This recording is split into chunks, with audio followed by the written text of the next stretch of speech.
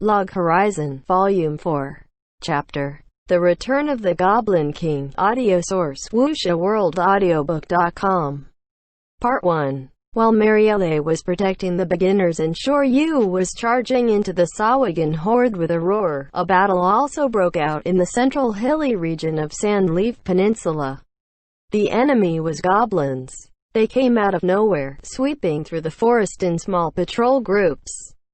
Neotsugu and the others had fought off tens of waves in the plaza in front of Ragronda Forest. There were 13 people here, 5 from Minori's party, 6 from the higher-level party, Neotsugu, and the cleric from Black Sword Knights Resurrect. When they encountered the first batch, they thought it was just a group of wandering goblins. But after several battles, Neotsugu and the others changed their minds, thinking they were positioned in the way of a small-scale tribal migration. When they battled for the 6th time, they could not ignore this anymore. Nyana was scouting in the mountain Aead. The 13 players awaited Nyata's return as they packed their campsite and remained alert. In terms of battle power, goblins were not a threat. They were one of the major forces of the demi-humans and had a variety of troop types. From a military point of view, they were very powerful. But their level was between 10-28, so if it was one-on-one, beginners who were around level 25 like Minori's party were strong enough to handle them. Even though the situation was unclear, the beginners still went about their businesses calmly, packing their campsite and handing the heavy items to Neotsugu and Resurrect with their bags of holding. They kept the light, everyday items in their normal backpacks. Very suspicious. Ah? Neotsugu, who was folding the tent canvas, said, and Resurrect besides him masked him with a grunt. Irritating. I hate irritating situations. It has a feeling of impending misfortune. But it is just goblins, right? Resurrect gave a no big deal look. He could handle 10-20 goblins by himself. Don't you think the encounter rate for goblins in the hills is very high today? Neotsugu peeked at the beginners. They were saddling the horses and clearing the campfire. There are many beginners around too. I think this could turn out pretty bad. Resurrect was a veteran player from the big guild Black Sword Knights of Akiba. He did not laugh off Naotsugu's words, but thought deeply about it. The grass swayed slightly and a slender figure appeared in the plaza. A slender gentleman with the head of a cat in a green corduroy jacket with a tie. It was Nyana. His eyes were thin slits as usual, but he had a serious expression as he approached Neotsugu and the others. How is it, Nya? Nyata's serious attitude made the two camp leaders come to him. The beginners were still hard at work and did not notice Nyana had returned. It is quite bad, Nya. A large-scale army. At least a goblin army of a few thousand is moving along the ridge on the other side, Nya. Their actual numbers. To be frank, I do not know, Nya. Resurrect's face tensed up when Nyana finished. There were incidents of goblin groups moving together before. No, goblins were a demi-human race that liked to make military maneuvers. They were always banding up and pillaging in groups, but an army numbering in the thousands marching together was rare even for goblins. Goblins had low intellects. They were basically like a virus, pillaging the neighboring towns. There was something out of place here. The 3 veterans could smell it and were nervous because of this. Guess it can't be helped. Neotsugu nodded as if he understood something, and asked Nyana if he had contacted anyone.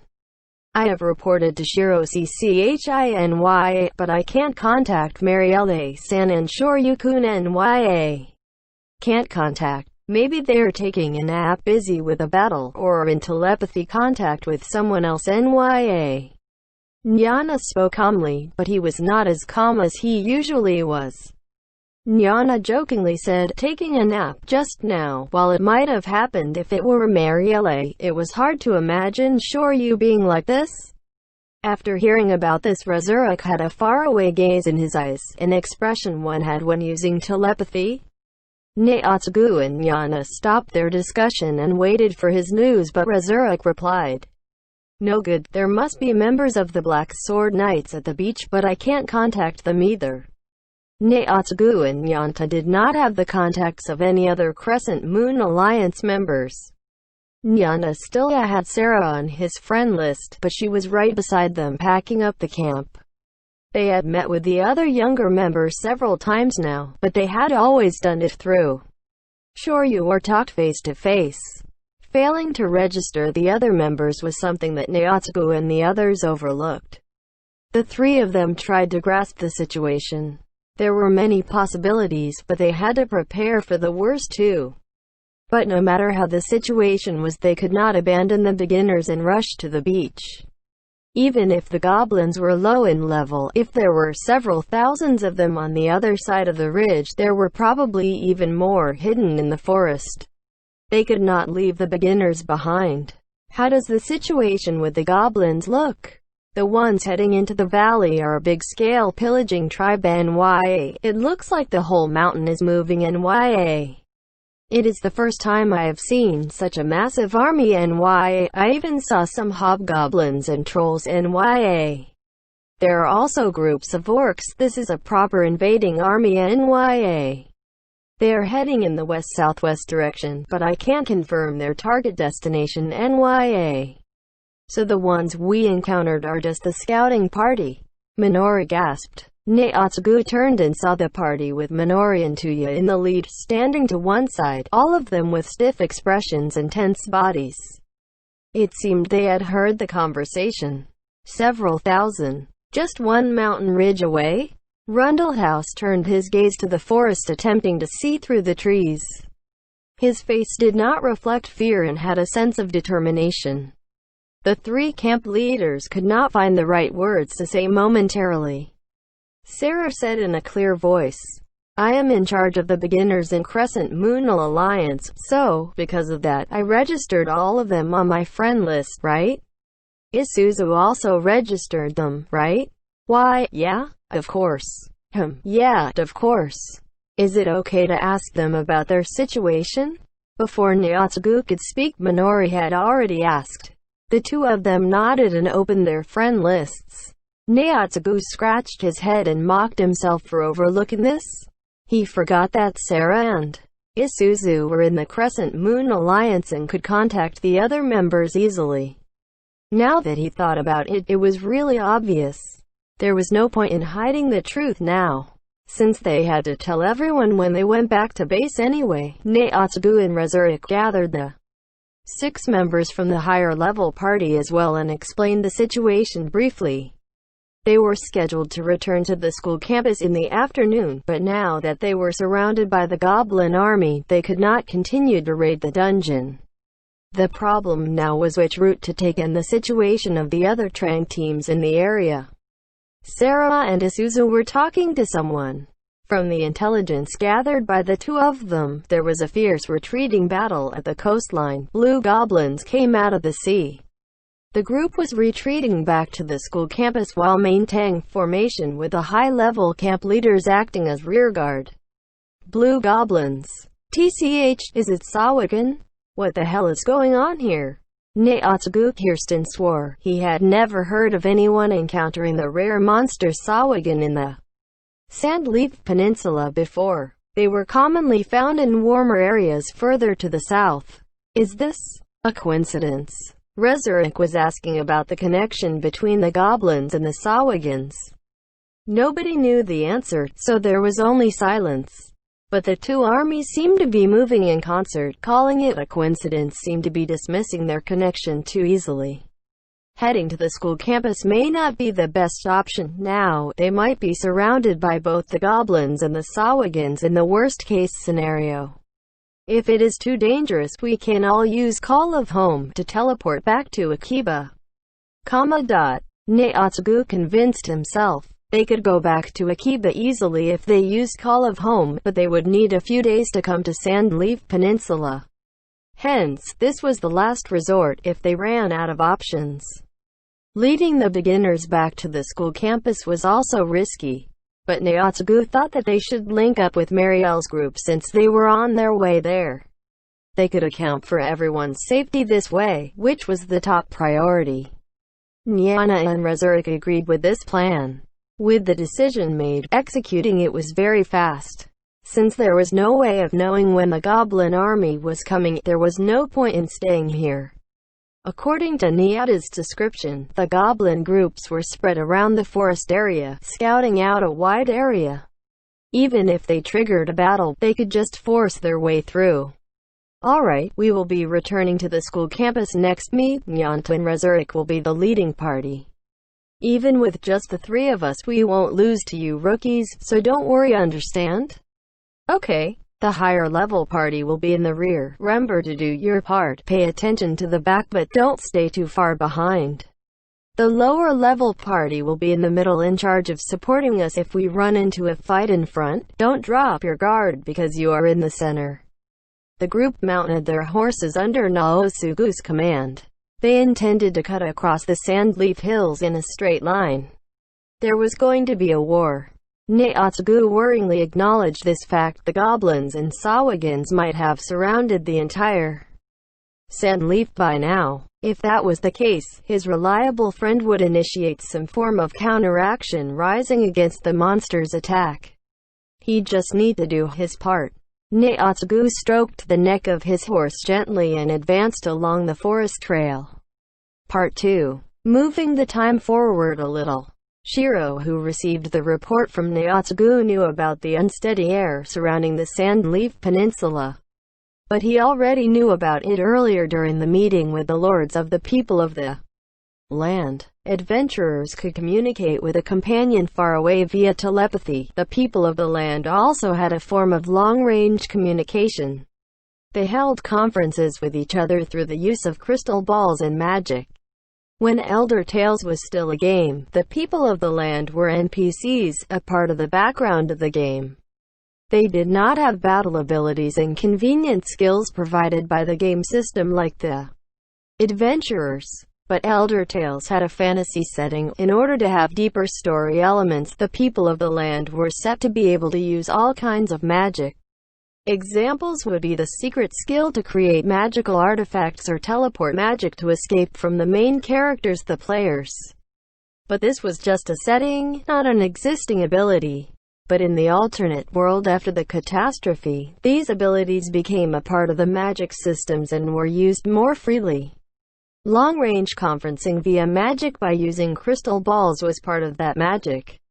Depending on the time and place, this communication technique was a more powerful weapon than a band of knights. The nobles of the League of Freedom Towns Eastal understood this point and had a personal court magician reside in their land. The pillaging goblin tribes only roamed in the mountains and wouldn't attack the cities the nobles reside in.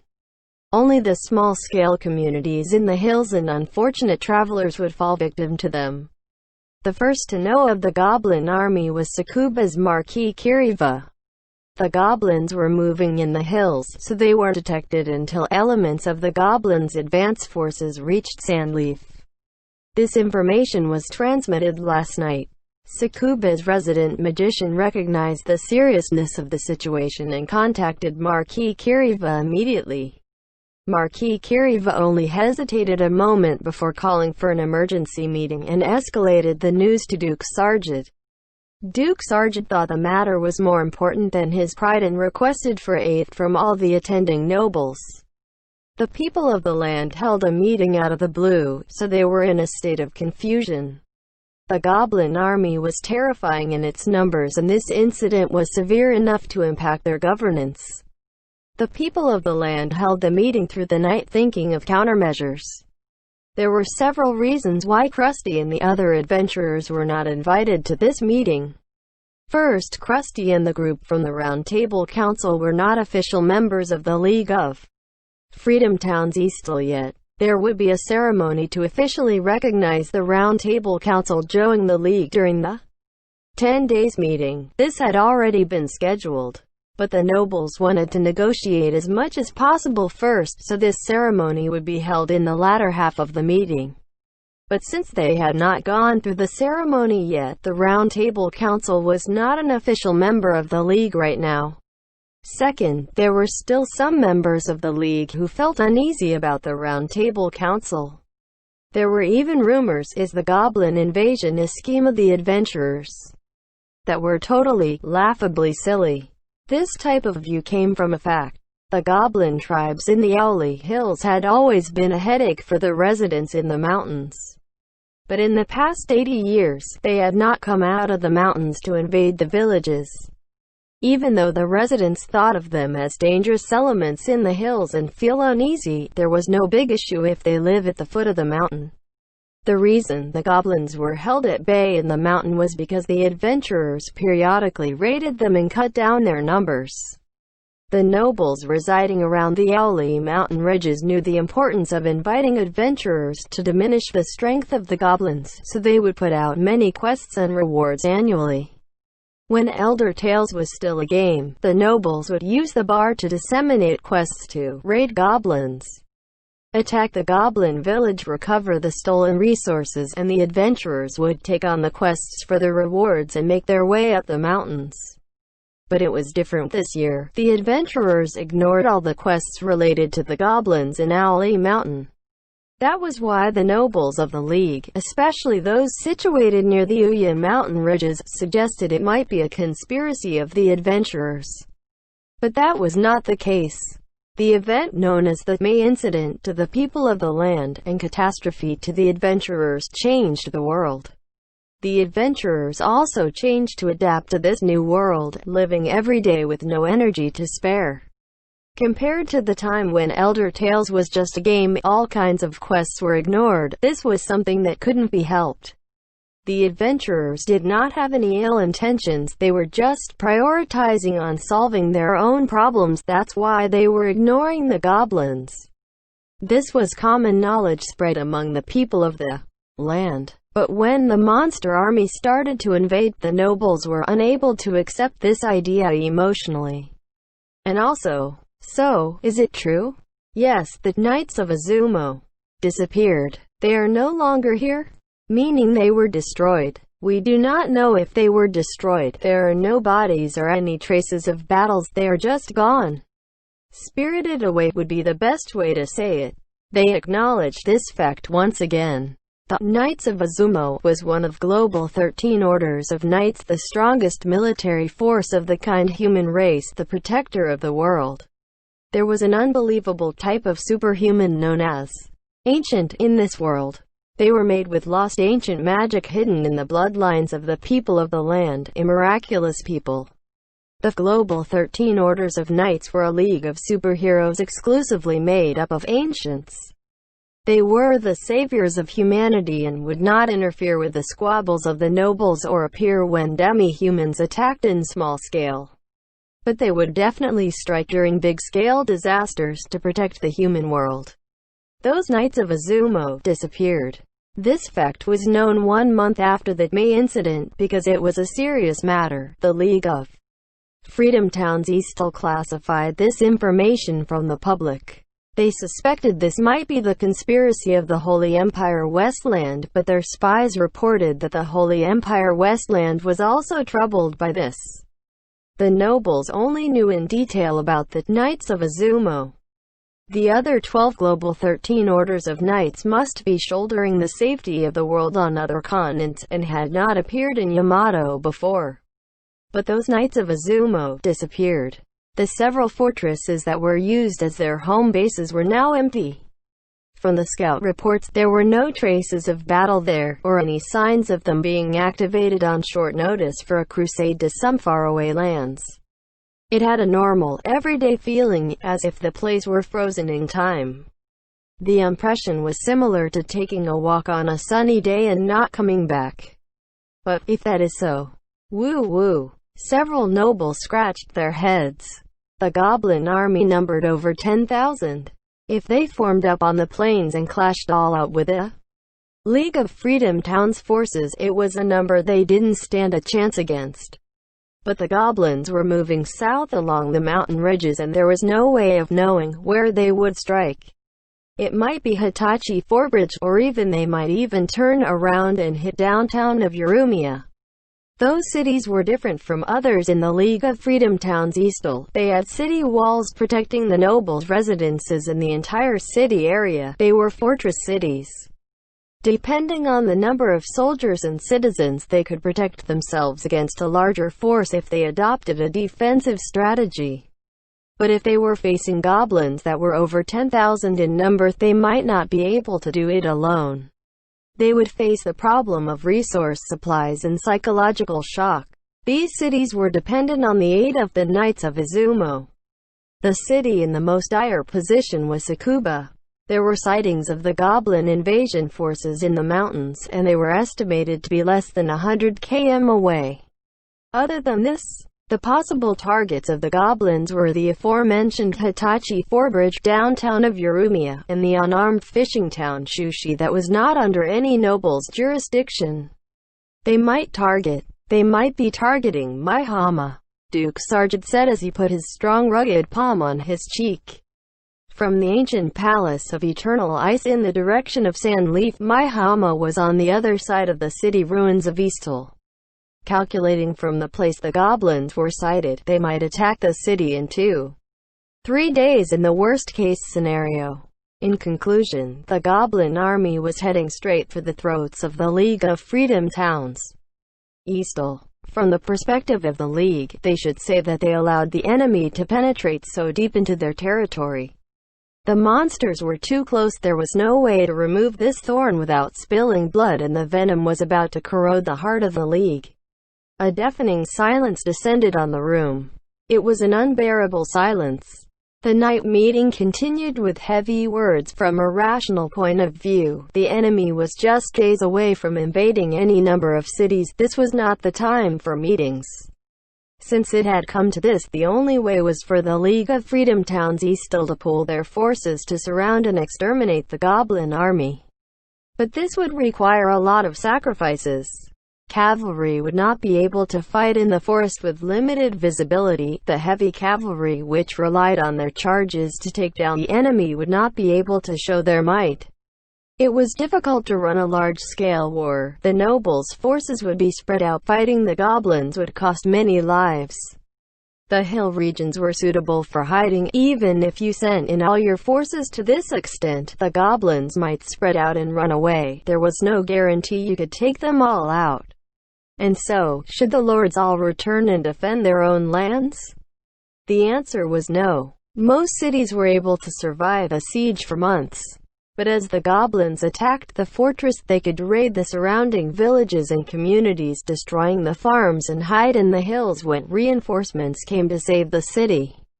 Their motives were food and treasures, not to occupy the city.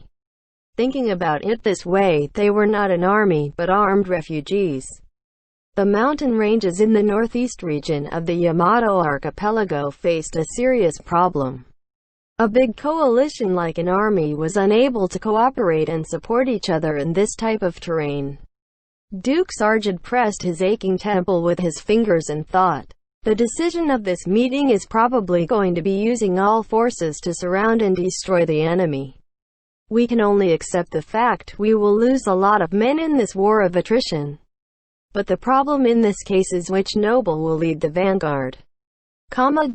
Leading the vanguard sounded like an honorable role, but they were actually going to be cannon fodder. First of all, a certain fortress city would be surrounded and besieged. This fortress would need to strengthen its defense to resist the goblins. The goblins would tire from laying siege, and the League's army would surround and destroy them. This was a proper war strategy in military terms, and it was probably the only way to destroy the goblins. But this strategy needed a city fortress to be the bait. The candidates were first Tsukuba, followed by Duke Sargent's city Maihama. All the nobles understood this, but they dared not say it. For a city to be under siege meant accepting all the farms and fields they had tilled would be razed to the ground, and many citizens' lives would be lost. Be the bait were not words you could utter easily. We request under the charter of the League of Freedom towns Eastal for help from the lords in the League. Tsukuba's Marquis Kiriba uttered these words like a scream. But facing a plea like this, many of the nobles just averted their eyes in silence. That's right, Akiba. There is Akiba. They can use their army to defeat the goblins. We should do that. They are the reason for all this after all. Marquis Kiriva shouted desperately as though he was going to be crushed by the silence. These words piqued the interest of some of the nobles. Ehem. Duke Sargent's expression was serious, but he kept silent in thought. This was a good idea. They had been thinking about it. With the current strength of the League of Freedom Towns Eastal, they had not considered adding elements from outside. That element was the adventurers in Akiba. If it were them, they could provide some effective countermeasures. But, they were a strong weapon of the League of Freedom Towns Eastal, but they might also be a double-edged sword. There was no guarantee they could control this weapon. Could we request for aid just like that? But if we seek help, we would need to tell them all the truth, including the disappearance of the Knights of Izumo. Adventurers were very strong. If they put their minds to it and declared war on the League of Freedom Towns Eastal, it would be more complex than this war with the goblins. The Knights of Izumo that could rival the adventurers were now gone. If the adventurers knew about this, they could not predict how the dynamics of the situation would evolve. Duke Sargent thought the three young ambassadors could be trusted. Mishitaka had the air of a great merchant. He was highly tolerant and was willing to bear any losses to stay true to his business ethics. Shiro had the feel of a scholar, but his nature was like a sharp sword. If the sword was out of the sheath, no matter how challenging the problem was, he would cut it down. And Krusty, Senate leader of the Round Table Council, was not a knight. He was talented in too many ways. A knight was not enough to describe him.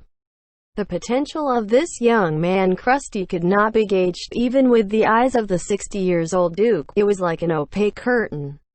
But the personal feelings of Sargent had to be strictly separated from the decision-making of Duke Sargent Corwin, ruler of Maihama, the most prestigious clan Corwin in the East and the chairman of the League of Freedom Towns Eastal. The nature of the three ambassadors also could not be used to gauge the political decisions of Akiba. And the Holy Empire Westland is watching this closely. With Marquis Kiriv leading the way, several nobles wanted the adventurers to take to the battlefield. A few lords brought up the Knights of Izumo incident, suggesting that keeping secrets from allies was not appropriate. But even more nobles questioned the feasibility of the strategy. The adventurers joining the fray was a good thing, but how do you lure these adventurers in? If the nobles did not provide quest rewards to match, it would be hard to entice them. The meeting turned into chaos. And it continued to be this way when Yanta reported the situation to Shiro the following day. Part 3. The morning after the nobles' meeting. The telepathy message from Sandleaf alerted Shiro's group to the Chris. Nyana might not be the first to report because Mishitaka and Krusty also received similar messages from guild members attending the summer train camp at about the same time. Sandleaf Peninsula was under a large-scale attack from demi-humans. Shiro's group held an emergency meeting in their room immediately. The meeting room only had Shiro, Mishitaka, Krusty, and a few others. The rest were either on security detail or out scouting for intelligence. At the same time, the top floor of the guild building in Akiba was also having an emergency meeting at the Round Table. Even though it was inconvenient, they still managed to hold a meeting through telepathy. Let's explain the situation. At Mishitaka's request, Shiro took out his notes and informed the others of the known facts. Sandleaf Peninsula was under attack by demi-humans earlier this morning. Including the beginners, there are 67 players from Akiba attending a summer train camp in the peninsula. The invading demi-human armies are as follows. Sawagan at the coastline, unknown numbers, estimated to be at least a few hundred. Central Hill region is attacked by large-scale pillaging goblin tribes, at least 10,000 in strength. 10,000 was easy to say, but was a large number. Even the veteran players would be daunted by this. Elder Tale's smallest group battle unit was a party. This was a group cooperating together using tactics, a maximum of 6 members. When challenging dungeons or adventuring in the world, the adventurers of Elder Tales would form a party. But there were some incidents and quests that could not be handled by a party. To handle such large-scale battles, Elder Tales Design had a big-scale battle system called a raid. Raid was separated into levels, the more common one being the full raid, formed by 4 parties, a 24-player mid-sized group. Elder Tales heroic level battles were normally done in this way. The quest which the Debauchery Tea Party completed to obtain their Griffin Flutes, the Fields of Dead Spirits, required a 24-man group and was a full raid quest. There was another higher level group which was the Legion Raid, formed by 4 full raid groups. There were very few quests in Elder Tales that were Legion Raid level, and were used to handle very large-scale, limited-time events to avert national-level crises. It was hard to work together in an army of 96 people. Most players wouldn't be able to grasp the full extent of the battle. The commander must have courage, insight, and tactical ability. Goblin levels were low. To level 90 players, they were just small fries and they could take on dozens alone. But no one had heard of an army that was 100 times bigger than the 96-man Legion Raid. This is a conservative estimate. I think the actual numbers will need to be revised upwards. Why do you think so? Krusty asked Shiro. It's based on the reason for the invasion. Reason? Do you know what it is? Everybody was talking through telepathy. The minutes were taken by one of the attendants that came along. These words should be from Sojiru of West Wind Brigade, and Shiro replied, "This is not a confirmed fact, just my own deduction," as an opening line, and said, "I think the reason for the invasion is the return of the Goblin King." Shiro not only made the meeting room he was in quiet, the round table council members in a key band, Marielle and Sandleaf, were also dumbstruck. When Elder Tales was just a game, the Return of the Goblin King was a periodic game event. In the depths of the Owly Zone's Black Forest there was the Goblin Castle, 7 Falls. Every 2 years there would be a Goblin King coronation ceremony, crowning the strongest Goblin tribe leader from the surrounding 6 tribes. If you changed it to real time, this was an event that happens every 2 months. The entrance to the 7 Falls would open every 2 months for a week. If the players raided the Goblin King's fortress during this period, they would be able to obtain strong loot. There were 2 reasons why this was so popular. First, the loot dropped by the Goblin King was very strong. Even if they were not something the top-tier players of major guilds would want, they were still very high-level items for normal players, high-quality items that would make others envious. Another reason that could not be overlooked was the strength of the Goblin King, and the defense forces were not fixed. According to the game setting, the Goblin King was selected from the strong goblins from the surrounding tribes. In other words, if you attacked the surrounding tribes and weakened their forces, the goblins in the 7 Falls zone would also be weakened. The level and power of the Goblin King would also go down. Because of this feature, even normal players stood a chance in taking on the Return of the Goblin King quest, making it a worthwhile and popular quest. Yes, the Return of the Goblin King, that everyone is familiar with. It has a setting that has never happened before and might be forgotten by the players. Raiding the Goblin King was a full raid level battle, but if you weakened the goblins beforehand, it was not too difficult, a raid suitable for mid-size guilds to take on. Shiro had never heard of a Goblin King living past the 1-week event period. But if Shiro remembered correctly, this was what was happening right now. I remember. If the Goblin King survives the 1-week event period, he will unite the surrounding tribes and his army will increase by 10 times. I remember there is such an explanation, right? Shiro nodded to acknowledge Mishitaka's query. That was correct. The Goblin King who completed the coronation would become the hero of the goblins. His influence would increase significantly. After the catastrophe, Shiro and the adventurers had been busy building their environment to survive in this alternate world. Even if it was Elder Tales' popular quest, the Return of the Goblin King, they did have the time to take on the quest and ignored it. So the goblins retained their military power. An attendant relayed the telepathy message. Shiro thought for a while, nodded, and replied, "Yes. We did not raid the 6 surrounding tribes, and did not attack the fortress of 7 Falls and Waves, so we can assume the Goblin King and his guards' levels are at their highest in the history of the game. Other than this, I am more worried about the scale of the United Goblin Tribes." There was a suffocating silence in the meeting room. They did not want to keep quiet, but with nothing constructive to say, the room became silent. They maintained a sense of calm and did not fall into panic. According to reports, the summer train camp attendees were seeking refuge in the abandoned school campus. Marielle from Crescent Moon Alliance was joining the meeting through telepathy from there. Telepathy could only connect one-to-one, so Henrietta was relaying Marielle's messages in the meeting room. Also, if the campers were surrounded by powerful monsters, they would use Call of Home to teleport back to Akiba to avoid harm. The Goblin army was marching from the Sandleaf Peninsula. They should be heading towards either the west or south, raising any communities in their way.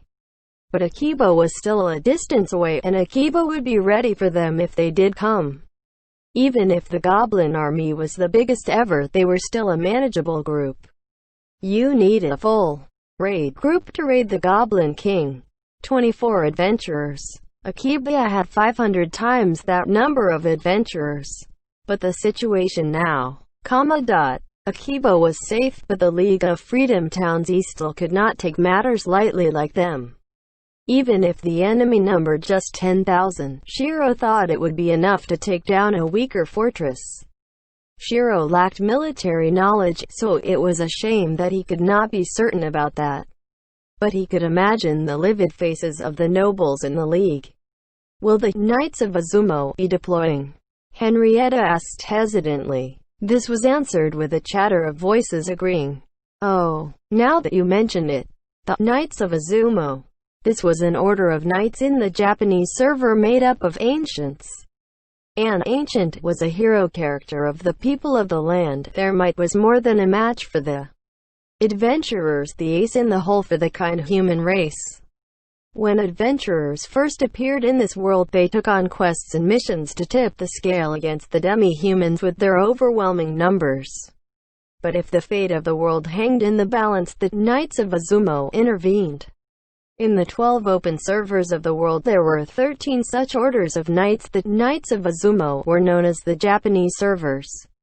Wrong. It should be Yamato Archipelago's guardian angels. When Elder Tales was still a game, Shiro heard of the exploits of this order of knights. Not only Shiro, the more experienced players would know even more about the legends of this mythical knight order. They fought frequently alongside them in quests or followed their traces in their crusades. They were the protectors of all of the kind human race in the world, so they would not involve themselves in the petty political quarrels between the lords and nobles. But if an event like the invasion of the demi-humans were to happen, they probably would take some action. The meeting had the atmosphere of, "I don't need to take care of this personally." But Shiro had his doubts, as they had not confirmed that the Knights of Izumo were operating normally as usual. Shiro fell into a feeling of self-loathing, thinking that he was worrying about this too much. He was interested in the southwards march of the goblins, recalling that the Elder Tales official setting only said, "The Goblin King who survives the week of his coronation will unite the surrounding forces and build an empire." Can we really leave this alone? Shiro did not have a clear answer in his heart. The fact was that he had to worry about the spirit theory issue, making him hesitate about starting a grand-scale war. Part 4. Princess Rainesia. The maids called made Rainesia turn around. "What is it?" Rainesia tilted her head slightly up. The knights of the court would be mesmerized by just this look and swear their eternal fealty to her. That was how adorable and beautiful she was. But the one before her was the maid that had been taking care of her for the longest time. "Thinking about something? It is still too early to think about lunch, right?" the maid said in an overly familiar tone. But her accusation was quite generous. Thinking was a rare action that Rainesia took. The time she spent looking depressed was longer than the time she spent thinking. But her most common action was just dazing around. Alyssa, do I look like I am thinking? Rainesia was probably used to it and did not make any rebuttal, and just made a query. The maid Alyssa made her way to the back of Rainesia, who was sitting at the dressing table, to comb her beautiful silver hair. Yes, you look like you were thinking, which is so rare for the princess. This made Rainesia think in silence again. This was a rare sight indeed. The key of differentiating her actions was in her gaze. When she was looking slightly down and not displaying any emotions, she was thinking.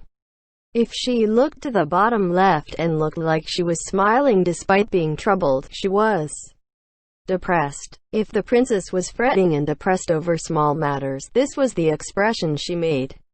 This was the truth behind the face the scholars and bureaucrats praised as sorrowful look of the melancholic beauty. The things she was fretting about were usually stuff like, did I eat too much last night? Or, I hope they don't throw away my old pajamas. The expression popular with the knights and muscular men was the dazing around expression. Her head tilted slightly upwards, a tipsy look as if she was daydreaming, with a faint hint of a smile. If she was dazing too much, her eyes would shine, making her even more alluring. Since she was just dazing around, if you asked her, you would realize she was not thinking about anything. The most she would say would be something on the level of, the weather is nice, or, I want to take a nap in my room. She sounded like an idiot when she said that, and from what Alyssa saw, the Rainesia she was serving under was a real idiot. There was no mistake. At least, that was so for their daily lives. This is hard. Beauties are hard to handle. Alyssa could only sigh. Since Alyssa was a maid serving the princess, she was also quite a beauty herself. If she had some time off and walked in the city, there would be tons of men hitting on her. From Alyssa's view on, she was a pretty charming woman, but to the standard of a fancy beauty. Real beauties were ladies like Rainesia. A beauty at this level had the ability to be independent of the person herself, letting others ignore things like her personality and thoughts, a whole dimension by itself. I don't really envy her though. Alyssa sighed softly as she combed the princess's luscious and silvery hair. Each strand passing throughout her fingers was like a treasure as valuable as gold.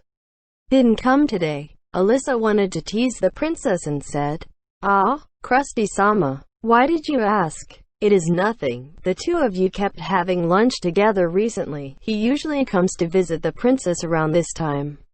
Is that so? Rainesia replied in a mildly panicky tone. The slightly embarrassed Rainesia was not the princess the knights adored. This princess was a beauty, but she was closer to being naive and clumsy instead of a fancy lady. She was just a useless girl, but Alyssa admired her useless mistress. Yeah, that is correct. The animal known as man doesn't pay attention to details since the start of civilization.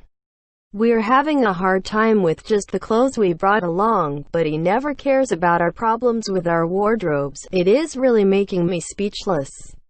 I remember lunch yesterday was a pearl color gown, light purple shawl and purple crystal necklace. The day before was light purple rose satin. Right, the one with the double-layer material. Yeah, Rainesia had a surprised expression from the look she was giving Alyssa through the mirror. She didn't understand what she was saying. Listen carefully, princess, this is not Castle Cinderella in my hama, so your wardrobe is very limited. If you have lunch with a specific male continuously, there's a limit to the combination of clothes you can wear. Since it is lunch, you cannot wear dresses for dinner. Banquets, you need to pay attention to the amount of skin you show. If lunch is in the courtyard, you will need to wear matching sleeve designs, and you need to choose according to the wallpaper color if you are eating indoors. Rainesia digested these words for a while, then gingerly expressed her views. I am fine with yesterday's clothes. No way, wearing the same clothes for meals 2 days in a row. Do you think you are a country girl? Alyssa rejected Rainesia's suggestion. I can wear the long-sleeve silk blouse and plaid skirt. That is indoor casual wear. And this is the specific costume you always laze around in. Facing the aggressive Alyssa, Rhaenys made a puppy face and kept quiet. Even this expression looked like she was hiding her sorrows, bearing her painful troubles. Beauties were terrifying. But her nature is a useless bum. Things like plaid skirts are not meant to be seen by men. She is not a bar hostess. But I don't think that person is concerned about these things. Wrong. The animal known as man may say he doesn't mind, but he will tabulate the scores in his heart. It must be like this. They will say, I like your most natural look, but when they see a woman who just woke up, they will turn their gaze far away. What they need is not most natural look, but your seemingly most natural look. Listen, in the end, the princess. The sound of the knocking door interrupted Alyssa's spirited lecture.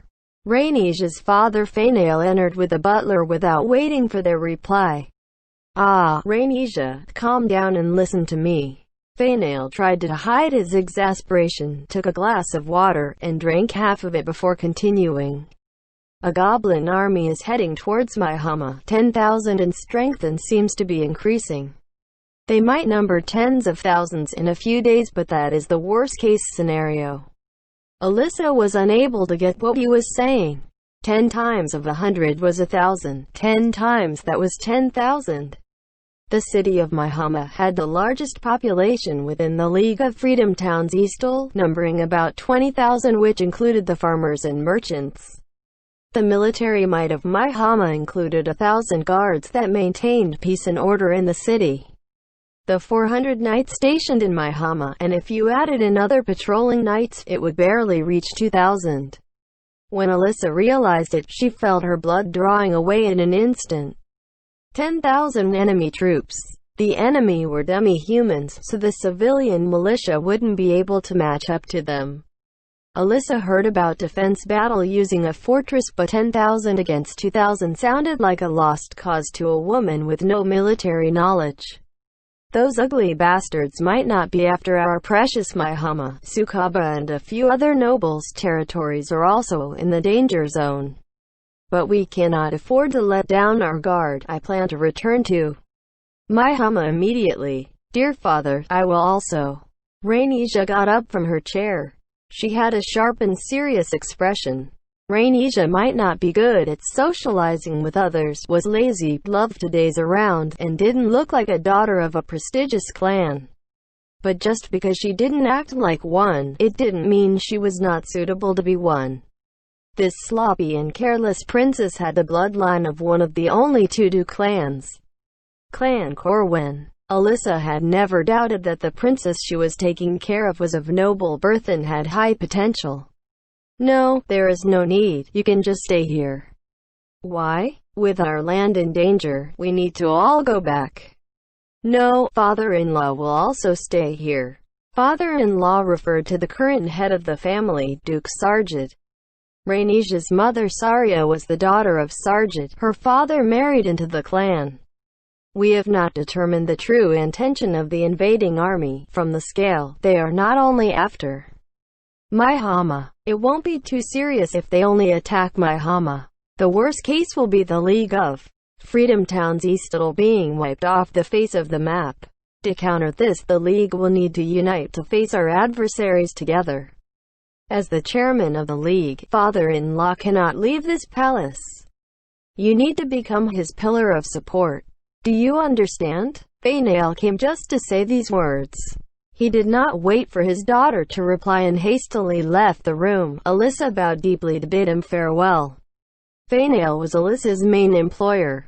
Compared to her times with Rhaenys or her mother, Alyssa had little contact with her employer, and he gave her an impression of being an honest man. The Lord of my Hama was Duke Sargent. He inherited his role at a young age and was brilliant in his governance, enjoyed a good reputation, and was loved by his people. His daughter and granddaughter Rhaenys were also very well liked. Compared to direct bloodline descendants, his son-in-law Fainal was like an outsider. Even though saying it this way sounded wrong, but he could not avoid the criticism of leaving a weak impression on the people. He was not a knight or the son of a noble, he was just a bureaucrat with a normal background. He was in the economic department and rose in rank over time.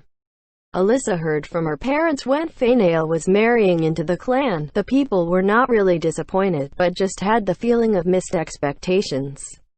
But you could not feel the gentleness of his bureaucratic background when you looked at his back as he rushed back to his land without hesitation. If he was really so frail and weak, Sargent would not have approved of him, and Alyssa agreed with the Duke's judgment. "Dear father, Princess," Rhaenicia's whimper made Alyssa focus on her. Rhaenycia was thinking. No, this was different from the normal thinking Rhaenycia she had seen so far. Her eyes seemed to be looking at something without form and shape, nursing a flame that was burning slowly. Her graceful stance had an air of nobility. You could not jokingly describe it as being depressed. "Princess." Rhaenycia did not hear Alyssa's words and bit her lips gently. Part 5. This was Sandleaf Peninsula, an abandoned school grounds on a gentle hill near the sea. There were many adventurers gathered on the field. They were all chatting among themselves with tense expressions. They were not a formal army, so there were no officers nagging at them and asking them to form up and behave. They gathered in small groups with people they were familiar with or at about the same level and were awaiting orders. No one made any suggestions, but the adventurers had already accounted for all their things and packed them away. There were several wooden barrels in the central tent. Someone would help you refill your water bottles with ice-cold black rose tea over there.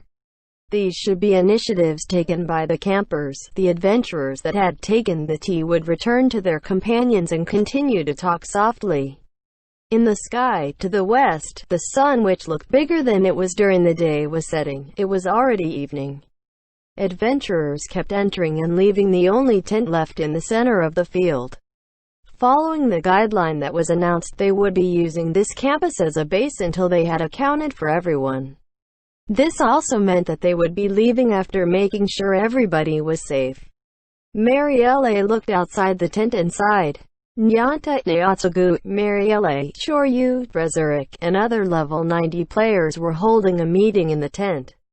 The supervisor for this summer train camp was Marielle. Crescent Moon Alliance was a small guild, but it was one of the 11 guilds that set up the Round Table Council.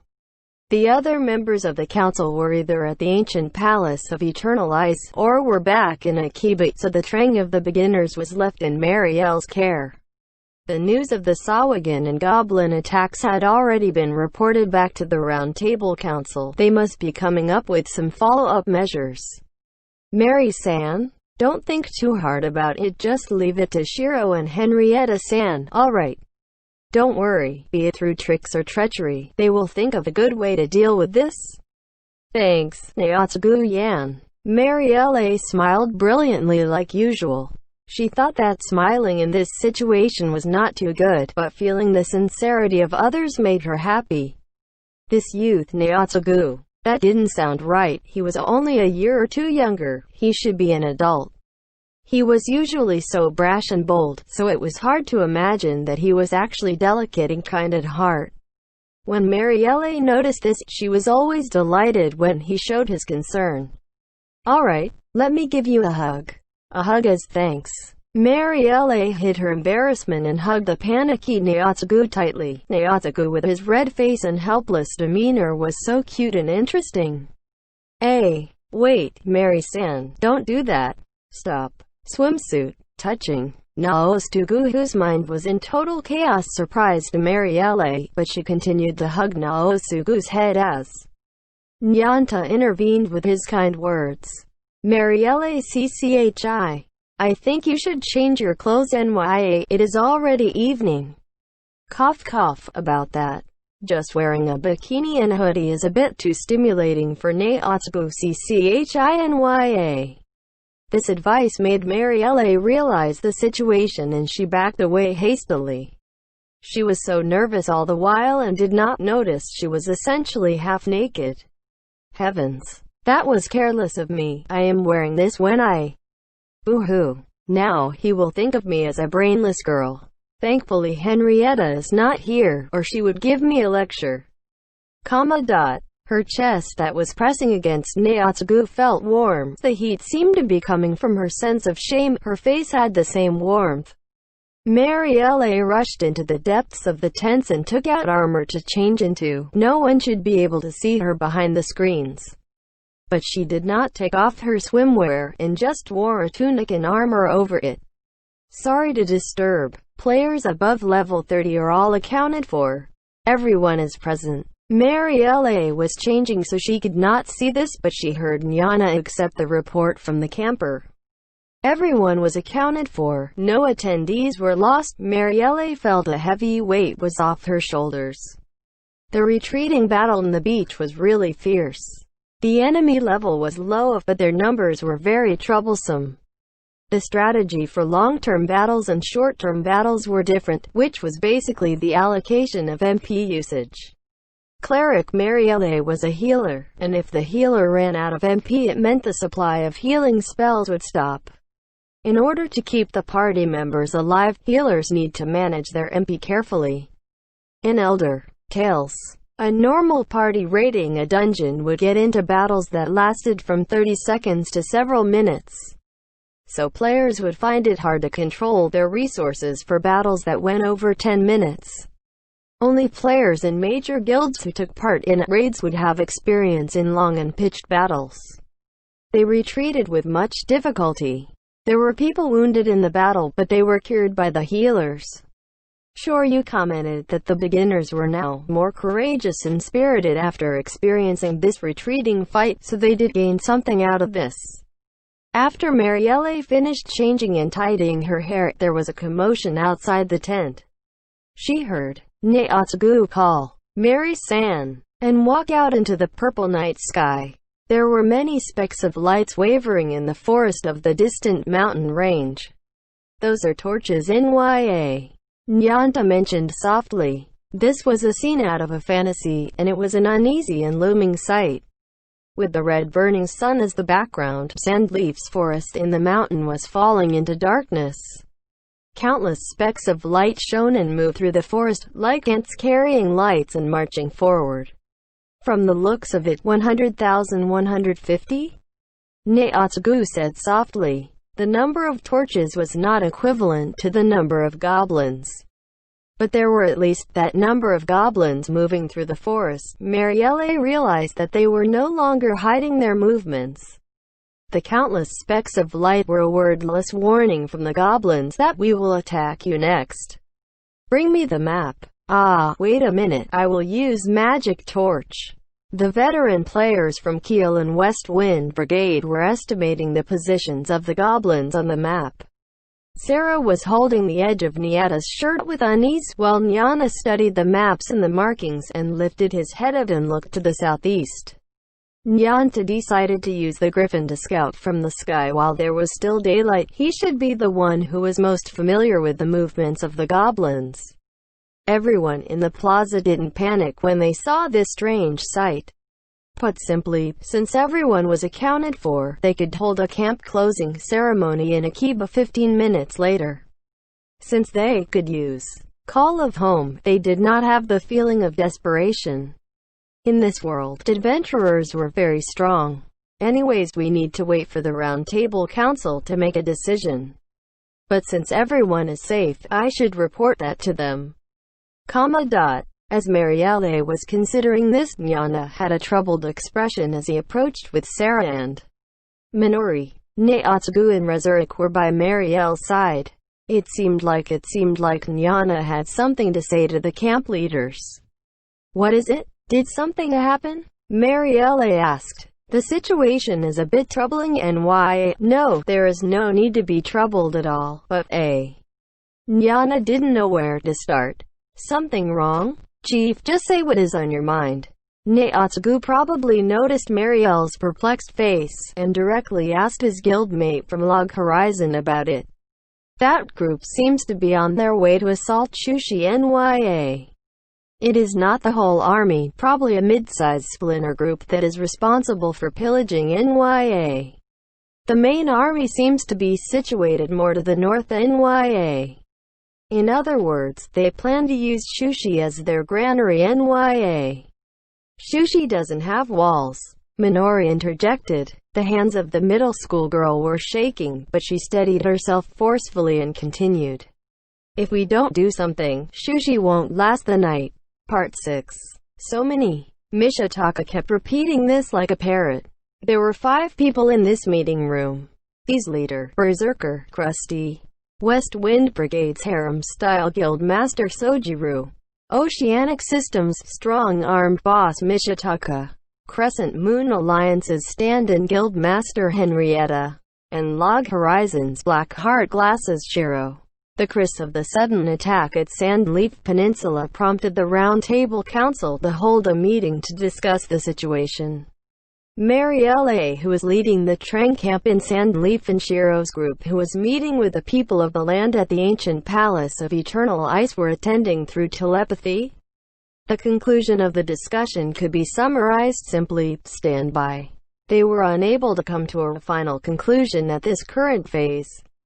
They could only continue to keep communications open, gather more intelligence, and stand by while observing how the situation would develop. This was the general feel after the discussion.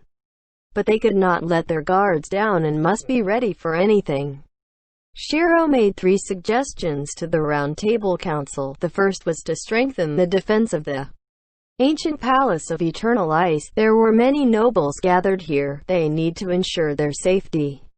The nobles had their own bodyguards, but the adventurers felt they were not strong enough.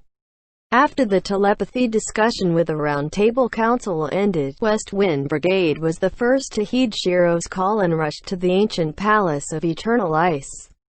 The ancient Palace of Eternal Ice was situated to the southwest of the ruins of Eastal City. It was unlikely the goblins would attack here. This was a safe zone that didn't need any reinforcements. But the meeting among the nobles was still unclear. From the few ways Shiro predicted their meeting could go, Shiro or Krusty might not be able to continue discussions with the people of the land, so there was a need to send reinforcements from Akiba. But if a big-scale reinforcement army was to arrive while they were still in the middle of discussion, the people of the land might view this as an act of hostility. Taking this fact into account, West Wind Brigade was a relatively small guild among them and volunteered to lead the way. West Wind Brigade made camp a 10-minute ride away from the ancient Palace of Eternal Ice, and Sojiru entered the palace with a few attendants. Akiba and Shibuya were the 2 cities closest to the ancient Palace of Eternal Ice in the League of Freedom. Towns Eastal. If they need to rush, they could arrive in 2 hours riding a horse, so Sojiru was in position that very evening.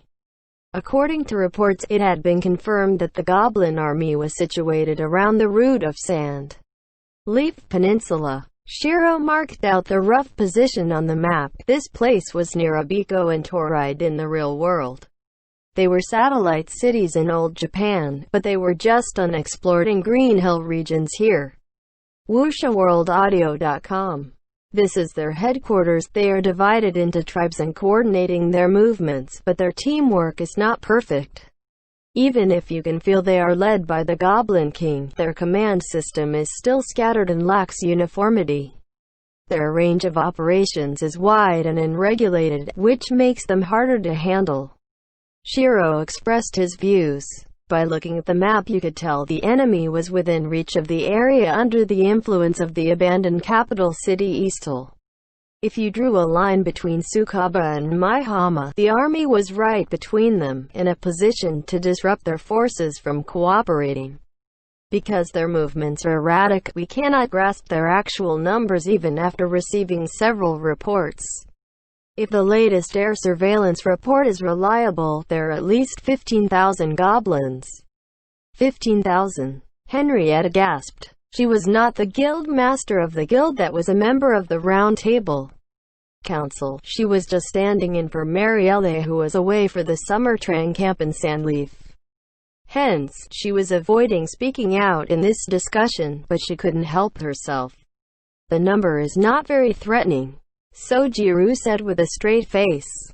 If the enemy has the same number as us, we the adventurers can take them on one after another.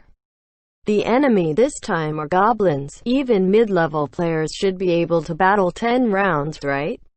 I am confident my guild can take out 1,500 of them. He had a point, but his words were like those of a demon.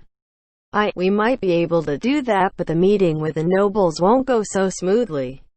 Mishitaka replied. Sojiru laughed charmingly, scratched his head and said, "You are right." As concluded in the telepathy meeting, the Round Table Council will leave the decision in the hands of the ambassador party led by Krusty. Since the goblins are sending an army to attack, the nobles of Eastle should be talking about this, right?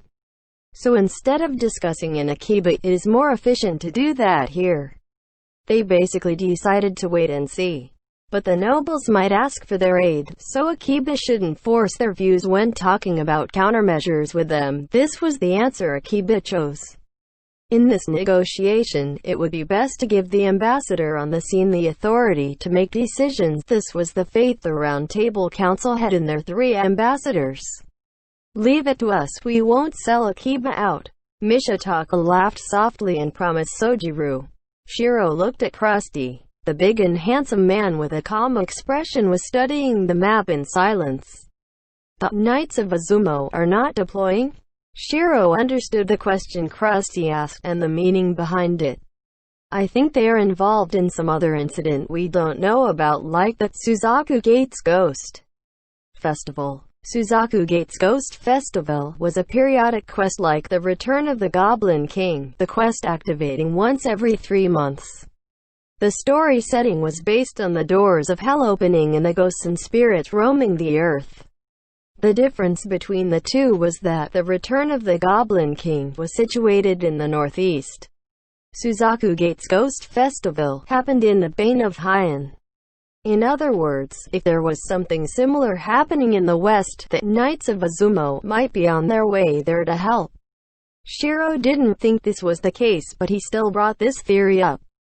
Yeah, Shiro was unable to tell if Krusty accepted this reasoning. He just crossed his arms and fell into silence again. This might be my chance to tell the truth.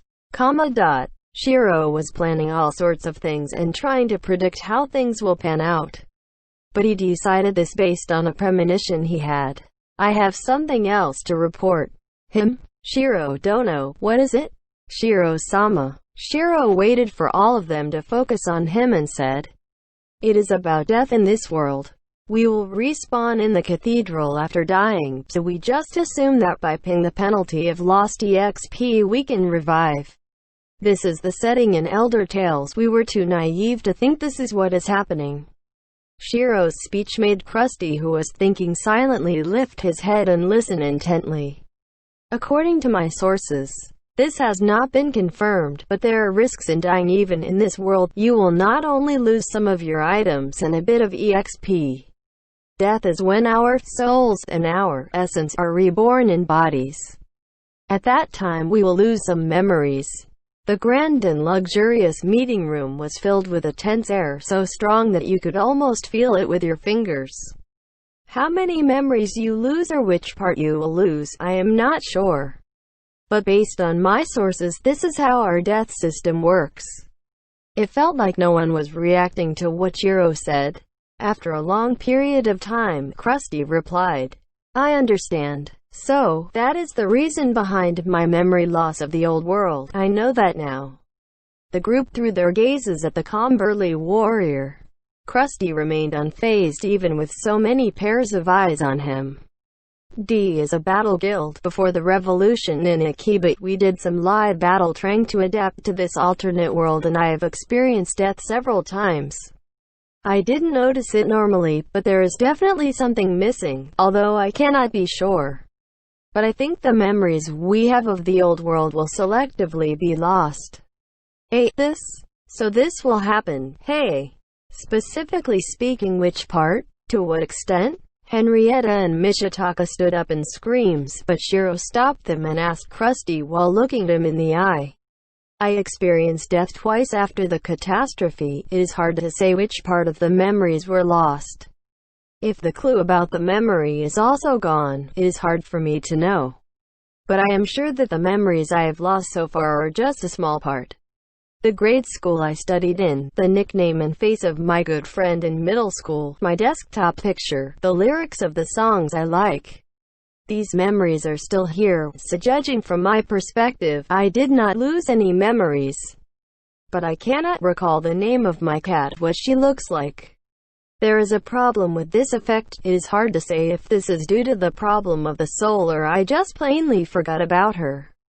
By the way, I have very good memory, so I deduce the reason I forgot is because of some special reason, and has something to do with us coming into this alternate world. That is about all I can say about this. Information about my name, friends, and relatives seems to be intact. I am not sure if the important memories are protected, or they just happen to not be affected. But if you go by my example, dying a few times would not have much effect. Even if you accumulate 10 deaths, it will not affect our daily lives. Even if you accumulated 10 deaths, it would not affect your daily life. Forgetting your cat's name would not cause any serious problems and wouldn't affect your life in any meaningful way. But even if it did affect your daily life, this was still a stunning revelation. In some ways, Shiro's prediction was correct. As he expected, you would only lose some memories when you died. You would not lose everything. Even the subject in question wouldn't really notice the gradual loss of memory. This prediction was correct. But even so, this fact still hit him hard. You were not losing other things but your memory of your old world. This would be a news full of impact to the players, not in a rational way, but it would instill fear on the instinctual level. Krusty smiled at the dumbstruck group. Don't be so pessimistic. You won't lose your memory if you don't die. Also, from the corner of Shiro's eye, he could see Sojiro consoling Henrietta, whose face was pale. This harem builder would definitely raise his love points with the girls in this type of situation. Mishitaka stayed still in a daze after saying, "So this will happen." For Shiro, the second half of Krusty's speech that the group did not really listen to was the main point. Krusty said with determination in a gentle and soft voice, "Also, if we don't find the meaning behind this, it would mean living is more terrifying than death in both worlds, right?" Shiro kept these words in the bottom of his heart. Name: Rainisha. Level 12. Race: Human. Class: Noble. HP: 909.